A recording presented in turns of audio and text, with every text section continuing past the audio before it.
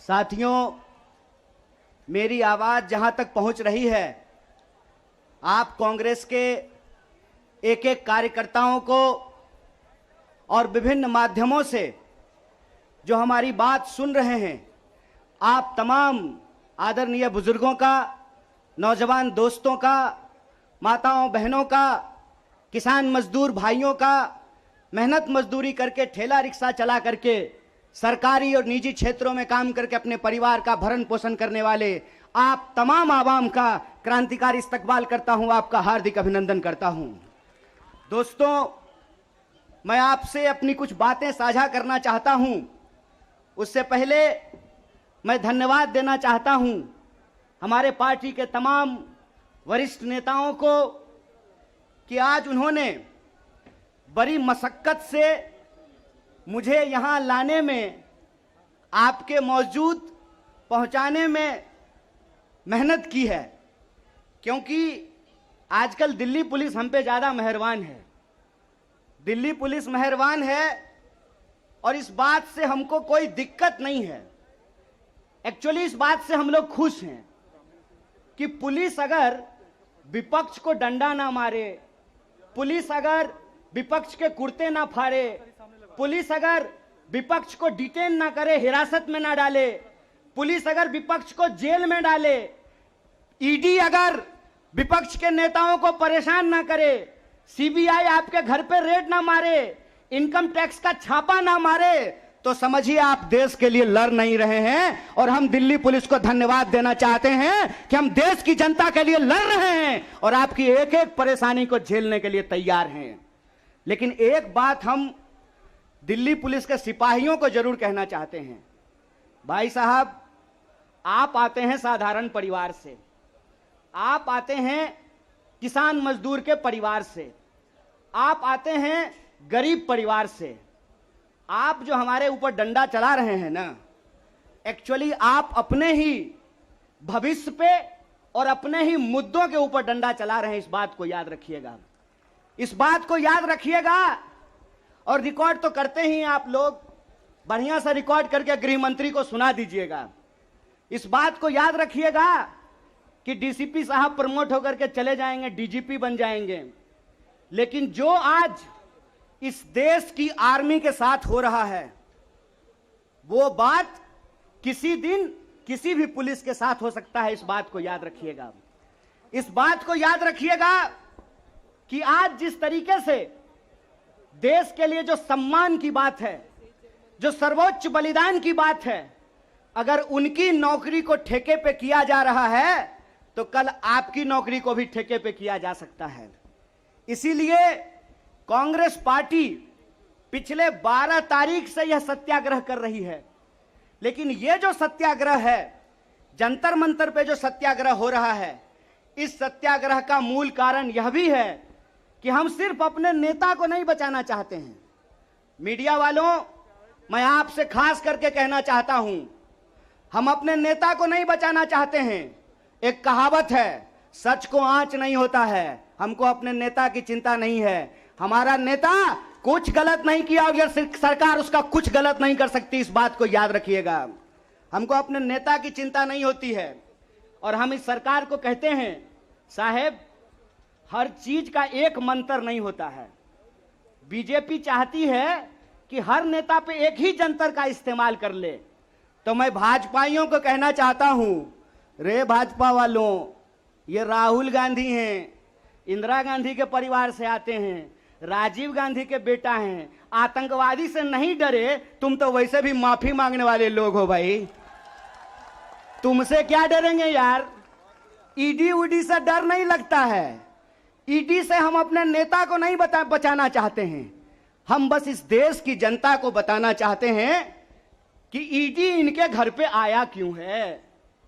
ED इनके घर पे इसलिए आया है कि मोदी जी को कोई साधु बता दिया है कि विपक्ष के सारे नेताओं पे एक ही कैप्सूल इस्तेमाल कीजिए। एक कैप्सूल सबके ऊपर बराबर लागू नहीं होता है। सब धन 22 पसेरी नहीं होता है। इनको लगता है कि एक बार ईडी भेज देंगे तो कांग्रेस पार्टी डर जाएगी, कांग्रेस के कार्यकर्ता डर जाएंगे और चुप होकर के बैठ जाएंगे कि देखो देखो इसके नेता के ऊपर ईडी आ गया है, तो कार्यकर्ता को कौन पूछता है। कांग्रेस पार्टी के अंदर इस बात का जज्बा है कि अगर हम देश को अंग्रेजों से आजाद करा सकते हैं तो इस देश को हम अंग्रेजों के चापलूसों से भी मुक्त कराएंगे। इस बात को याद रखिएगा, इस बात को याद रखिएगा कि आपने देश के साथ जो खिलवाड़ किया है उस खिलवाड़ के खिलाफ हैं हम। उस खिलवाड़ के खिलाफ क्यों हैं हम? कि आपने इस देश को सपना दिखा करके, आपने इस देश के लोगों को उम्मीद जगा करके उनके साथ धोखा किया है। ये हम नहीं बोले थे, श्री 108 श्री माननीय प्रधानमंत्री जी बोले थे कि हर साल 2 करोड़ नौकरी दी जाएगी। क्या मीडिया वाले? मोदी जी बोले थे ना कि हम बोले थे? अरे बोलिए ना महाराज, आपको भी बोलना पड़ेगा, याद रखिएगा इस बात को। सबकी बारी आएगी, इस बात को याद रखिएगा। अरे हमारे लिए क्या है, जब तक जेल में चना रहेगा, आना जाना लगा रहेगा, हमको कोई दिक्कत नहीं है, लेकिन बारी सबकी आएगी, इस बात को याद रखिएगा। कहे थे ना मोदी जी कि हर साल 2 करोड़ रोजगार देंगे, बोले थे कि नहीं बोले थे? अरे बोलिए ना, आप कांग्रेस के कार्यकर्ता हैं, भाजपा के थोड़ी हैं कि डर जाएंगे, बोलिए। बोले थे ना, बोले थे ना कि महंगाई कम होगी, बोले थे ना खाते में 15 लाख रुपया आएगा, बोले थे ना अच्छा दिन आएगा। आया क्या? मोदी जी के स्टाइल में पूछूं क्या, आया क्या? अब नया जुमला आया है, अब नया जुमला आया है कि हम अग्निपथ लेकर के आए हैं। एगो भाजपा का नेता ईमानदार है, कैलाश विजयवर्गीय को धन्यवाद देना चाहिए। कम से कम उसने इस देश के नौजवानों की शंका दूर कर दी। उन्होंने बता दिया भाजपा की नई योजना है तैयार, भाजपा ऑफिस में सभी नौजवान बनेंगे चौकीदार। यही योजना है ना। लेकिन मैं कहता हूं विजयवर्गीय जी, आपका बेटा बल्ला बहुत बढ़िया चलाता है, अफसर पे बैठ चला रहा था, उसको बीजेपी ऑफिस में क्यों नहीं सिक्योरिटी गार्ड बना देते हैं? मंत्री का बेटा बनेगा सेक्रेटरी, मंत्री का बेटा बनेगा बीसीसीआई का सेक्रेटरी, और किसान मजदूर का बेटा बनेगा भाजपा ऑफिस में सिक्योरिटी गार्ड। हाय रे हिपोक्रेसी, इसी को हिपोक्रेसी कहते हैं ना। और बेईमानी किसको कहते हैं? देश की जनता को लगा कि जब मोदी जी बोल रहे हैं तो सच ही बोलेंगे। मोदी जी की हर बात को मान लिया देश के लोगों ने। मोदी जी ने कहा दीपक जलाओ तो देश ने दीपक जलाया। मोदी जी ने कहा बत्ती बुझाओ तो देश ने बत्ती बुझाया। मोदी जी ने कहा थाली बजाओ तो देश ने थाली बजाया। सब कुछ किया इस देश ने, लेकिन देश अब तक इंतजार कर रहा है कि मोदी जी जो हमको कहे थे उसमें से एक भी चीज पूरा नहीं किए हैं। और ये देश की जो परिस्थिति है, इस परिस्थिति पे मुखर होकर के हमारे नेता बोलते हैं। इस बात का हमको गर्व है कि सरकार के सामने बिना झुके कोई लड़ता है अड़ करके, तो उसका नाम राहुल गांधी है। उसको डराना चाहते हैं, उसको डराना चाहते हैं, उसको झुकाना चाहते हैं। अरे आप कहते हैं मोदी जी मैं भी चौकीदार, मोदी जी के समर्थन में लोग कहते हैं मैं भी चौकीदार। ये चौकीदार नहीं हैं, ये देश के ठेकेदार हैं। और ये देश के ठेकेदार कैसे हैं? क्योंकि इस देश के लोगों का, उनके भविष्य को ये ठेके पे कर देना चाहते हैं। ये जो अग्निपथ योजना है, इसकी मोटी मोटी बात आप समझ लीजिए। मैं बड़े ध्यान से सारा प्रेस कॉन्फ्रेंस सुन रहा हूं। प्रेस कॉन्फ्रेंस में सरकार जिलेबी की तरह गोल गोल कर रही है, हर चीज को सब कुछ बोल रही है, सब फायदा गिना रही है। हो सकता है कि कोई भाजपा का मंत्री यह भी आकर के कह दे कि अग्निपथ योजना में शामिल होने के बाद आपका बाल नहीं गिरेगा। जिस तरीके से उसके फायदे गिनाए जा रहे हैं, लेकिन असली बात नहीं बताया जा रहा है। एक सिंपल सवाल है, सरकार को इस बात का जवाब देश के नौजवानों को देना चाहिए। क्या सिंपल सवाल है कि जो भर्तियां हो रही थी वो भर्ती होगी कि नहीं होगी? सवाल नंबर 1 सिंपल बात है। पहले आर्मी में हर साल 75,000 कम से कम लोग बहाल होते थे। बाद में बीजेपी ने इसको घटा करके 50,000 कर दिया और पिछले 2 साल में, अब तीसरा साल है, 50,000 लोगों को भी भर्ती नहीं की गई। बहाना क्या दिया गया? बहाना दिया गया कि कोरोना था इसीलिए भर्ती नहीं किए। हाय मोदी जी, कोरोना था तो चुनाव लड़ लिए, बंगाल में जाकर के दीदी ओ दीदी कर लिए, सब जगह चुनाव हो गया, उत्तर प्रदेश का चुनाव हो गया, बुलडोजर बाबा आ गए, लेकिन आर्मी की भर्ती नहीं हुई। यह बेईमानी है कि नहीं है? रोजगार देने में कोरोना है और चुनाव लड़ने में कोरोना नहीं है। और अगर आप बैकलॉग को देखेंगे, 50,000 को अगर मान लें तब भी 1.5 लाख बहाली होनी चाहिए थी। 1.5 लाख ये बहाली नहीं कर रहे हैं। 1.5 लाख बहाली ये करेंगे कि नहीं करेंगे इसको ये नहीं बता रहे हैं। ऊपर से ये एक नया योजना लेकर के आ गए हैं। तो एक ना छोटा सा कहानी हमको याद आ रहा है। बच्चा बहुत जोर जोर से रो रहा था, कहा मम्मी दूध पिला दो, दूध पिला दो। मम्मी उसको उठा करके अलमीरा पे बिठा दी। बच्चा मम्मी को यह नहीं कहता है कि मम्मी दूध पिला दो, बच्चा चिल्ला चिल्ला करके कह रहा है कि मम्मी अलमीरा से नीचे उतार दो, नीचे उतार दो।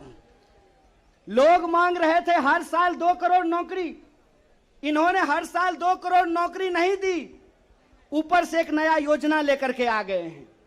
पूरा का पूरा भाजपा के तंत्र को उसमें लगा दिए हैं कि आप बताइए कि अग्निपथ के क्या फायदे हैं। अरे सिंपल सी बात है, बिहार में एक कहावत है, नहाया हुआ शरीर और खाया हुआ शरीर नहीं छुपता है। जो चीज अच्छी होती है उसका फायदा बताने का जरूरत नहीं होता है। जो चीज में कोई खराबी होती है उसका खराबी छुपा करके, आपके घर पे कोई सामान बेचने के लिए आता होगा तो उस सामान का सब कुछ अच्छा अच्छा ही बताता होगा।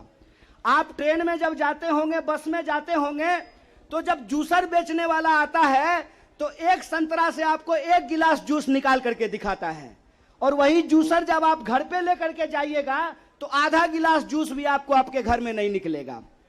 ये जो बेचने की मानसिकता होती है, इस बेचने की मानसिकता के खिलाफ हैं। ये सत्याग्रह 2 लोगों के बीच में है। जावेद अख्तर ने लिखा है, इस एक हमारी एक और उनकी मुल्क में है आवाजें 2 आवाज है।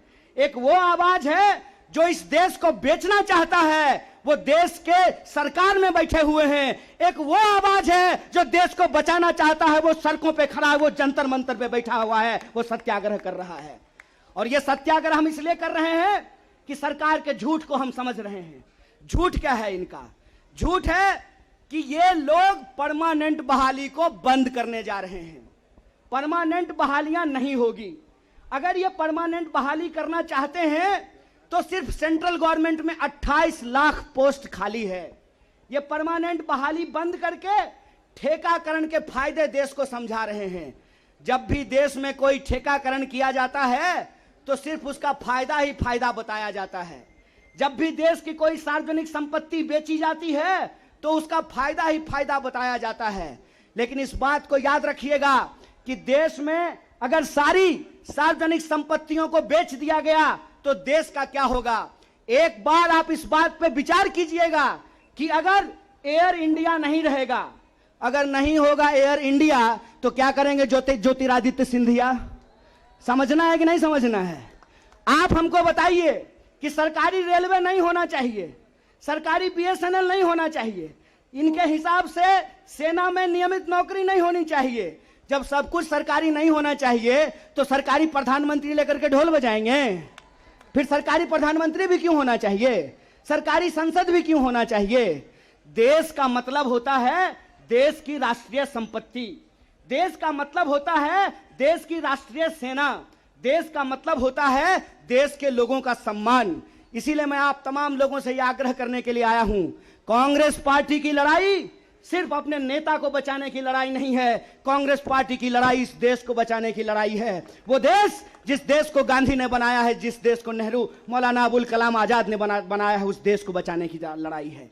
कांग्रेस पार्टी को लेकर के भाजपा लगातार प्रचार करती है कि अगर कांग्रेस किसी चीज का विरोध कर रहा है तो सही होगा। तो आप बताइए, हम भाजपा का विरोध करते हैं देश के संविधान का समर्थन करते हैं और उस संविधान को हमने बनाया है, कांग्रेस पार्टी ने बनाया है। इसीलिए कहावत कही जाती है, जाके पैर न फटे बिवाई, वो का जाने पीड़ पड़ाई। जो पार्टी देश को आजादी दिलाई है, वही पार्टी इस देश की आजादी की रक्षा कर सकती है। इसी आशा और उम्मीद के साथ कि सत्य और अहिंसा के रास्ते पर चलेंगे, सत्याग्रह के रास्ते पर चलेंगे, झूठ को हराएंगे। झूठ पे सच भारी है, सत्याग्रह जारी है, यह सत्याग्रह जारी रहेगा। बहुत बहुत शुक्रिया, बहुत बहुत धन्यवाद।